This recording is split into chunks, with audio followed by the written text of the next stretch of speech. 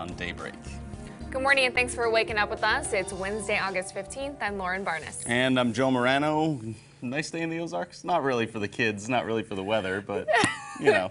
Right, but August 15th, I think, yeah, more importantly, it's back to school for Springfield Public Schools. That's what we're talking about here. So everyone, happy school day, I guess, right? We Yeah. got a lot to look forward to with that, but it starts with getting a coat and getting an umbrella as you head on out this morning. Beth Finello in for Elisa this morning. She's your forecast first.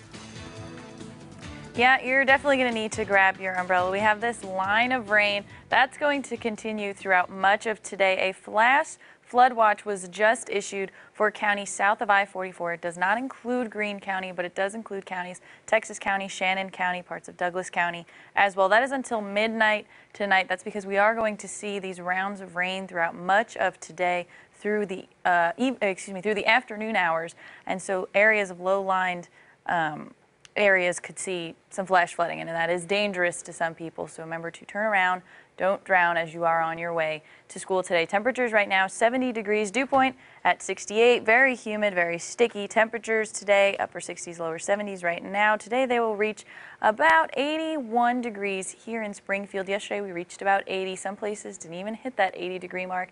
However, it is going to be rainy and cloudy throughout much of today. Tomorrow the rain tapers off. It's going to be a quiet Thursday and a warmer Thursday. Temperatures in the upper 80s to lower 90s. Rain does return by the weekend, and it is going to be less humid by next week, which is something that'll be comfortable considering we are still in the month of August. I'll time all that out for you in just a couple minutes.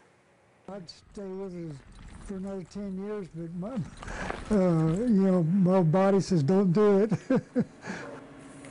Well, after nearly 20 years in law enforcement, a local police chief is turning in his badge and calling it a career, and it's been unconventional. That's because 73-year-old Ed Morrison is the only officer in the small town of Fairplay, so he serves as the chief, does his own investigations, get this, also the animal control officer. Color 10's Jesse Inman checks in with Chief Morrison this morning before he plans to check out for the last time on the day of his 74th birthday. Oh, about 2 months ago, I was thinking about it, and I thought 74 is old enough. And I just decided my birthday is as good a day as any. You may consider Fairplay Police Chief Ed Morrison a late bloomer in the law enforcement industry. I was 55 when I went through the academy, 56 when I graduated. When I graduated, I just started here right out of the academy. Ahead of his retirement, Chief Morrison took some time to reflect on his career that had an unorthodox start. His son got him interested in this line of work. This was his starting job. I just told him one day, I just said, I wish I had a job like yours because my back was aching. I used to do construction, and he said, go for it, and I went for it. Just last week, Chief Morrison helped find 3 kids at the center of a custody dispute who had been missing since late March from Montana, and it all started with a routine traffic stop. Just right across the street there. They weren't in any danger, I don't believe. I mean, it was their mother, but she just made a mistake and did something that, is going to cost her a little bit. At the northeast corner of Elm and 3rd Street here in Fairplay is where Chief Ed Morrison's office currently sits at the police station. But his future lies just across the street on the southwest corner of Elm and 3rd Street. It's the old MFA gas station is what it is. Morrison looks forward to opening the building he bought about 12 years ago. We got a lot of old vintage car parts and then a lot of collectibles. I'll be selling them. What he'll miss most from his police work is the interaction. Check? All right, I'll drop it off for you. Thank you so much. You stop at the old lady's house when she's out tending her flowers and talk to her and admire her flowers with her. But he isn't going too far, and he'll still get his fair share of that in Fairplay. Just hang out and have the coffee pot on, let people stop in and visit, just watch the world go by. It's a good way to just hang out, have the coffee on. Watch the world go by, it sure is. All right, Morrison's role as chief will be taken over in the interim by a Polk County Sheriff's deputy. So good luck to Chief Morrison as he retires on his birthday, no less, 74th birthday. Great to hear. We also have some more local news for you this morning. You might soon notice some new scenery when you drive around a historic Springfield neighborhood. On Monday night, City Council members approved to go ahead with plans to expand the Roundtree neighborhood.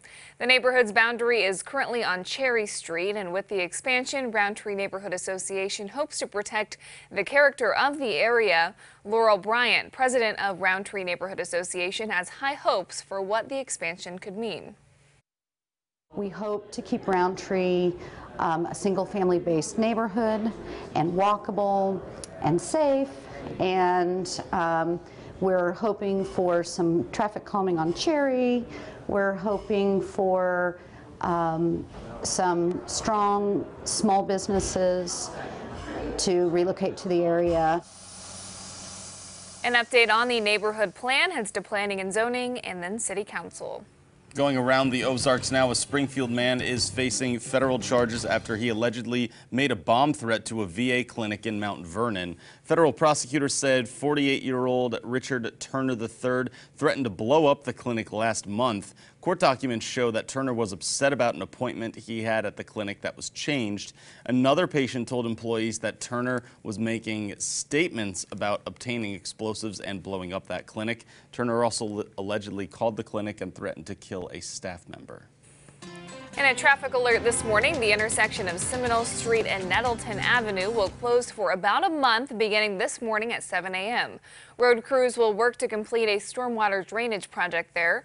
You're advised to use an alternate route until it's complete. And on to another traffic concern of everyone in the area. School buses back on the road today. Important to keep an eye out for them on your morning commute. Certainly haven't seen those in a while, and it may not be the easiest thing to do on your way to work, but it's that time of year when you must slow down in school zones and stop for the yellow buses. If you're wondering when and if you should stop, we do have a graphic for you. The Missouri State Highway Patrol makes it pretty simple on its website. The only times you should not stop is when there's a divided median on the road or highway, or when you're on a road with more than 4 lanes. It's the law that you have to stop at any 2-lane road, highway, or residential street in both directions. Quick note for parents, too. It's important to tell your kids, maybe if they're heading to kindergarten, or remind them if this isn't their first go around, to cross the street in front of the bus where the driver can see them. And never behind, and also get to the bus stop in plenty of time. You never want to be running to try and catch the bus. We've been there, right? Yeah, you always see that in movies, but not the safest thing. Right.